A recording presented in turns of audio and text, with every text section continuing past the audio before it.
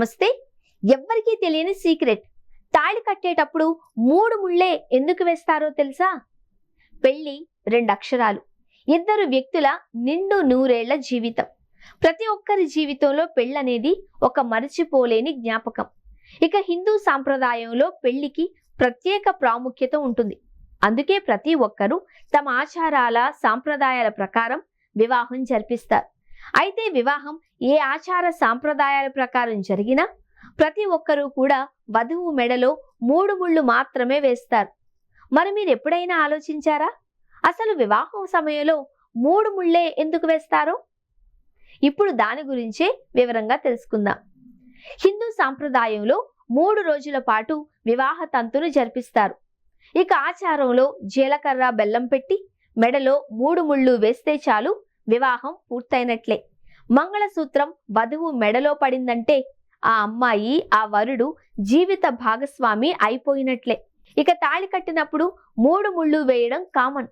3 ముళ్ళు వేస్తేనే వివాహం పూర్తవుతుంది. అయితే ఇలా 3 ముళ్ళు వేయడానికి అనేక కారణాలు ఉన్నాయంట. అందులో ఒకటి, హిందూ సాంప్రదాయంలో 3 అనే సంఖ్యకు ప్రత్యేక ప్రాముఖ్యత ఉంటుంది. ముఖ్యంగా త్రిమూర్తులు, త్రిలోకాలు, త్రిగుణాలు ఇలా అన్నీ 3 ఉంటాయి. అంతేకాకుండా ఒక వ్యక్తికి కూడా 3 శరీరాలు ఉంటాయంట. ఆ 3 శరీరాలు కలిసి మెలిసి ఉండాలి అని 3 ముళ్ళు వేస్తారు అని శాస్త్రాలు చెబుతూ ఉన్నాయి.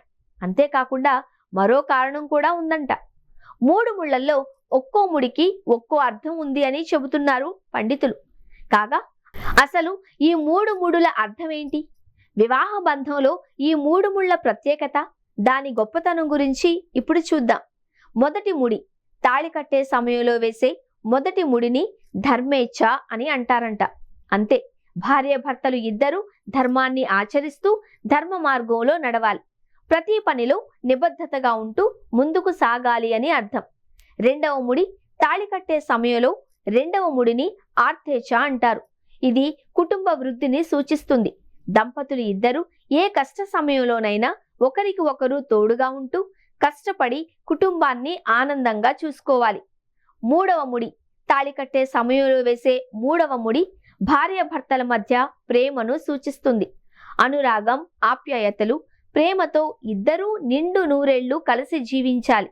వంశాన్ని వృద్ధి చేసి కలకాలం కష్టసుఖాలలో పాలు పంచుకొని జీవించాలి అని సూచిస్తుందట. దాంపత్య జీవితానికి అర్థాన్ని ఇస్తుంది.